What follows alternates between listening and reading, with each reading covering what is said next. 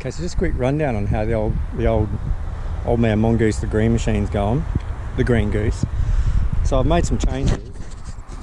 Got the Marzocchi drop-off 3s on there with some new Wingman rims. Got a D&M shock on it, coil lever, goes not too bad. I have whacked a new SLX shadow on there, new seat, set of Renthal fat bars, Elixir 5 brakes.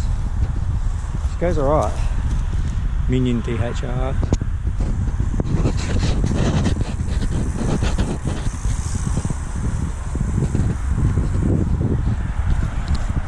DHR one as well. And yeah, basically it works pretty good. It may be old school, but it seems to work well.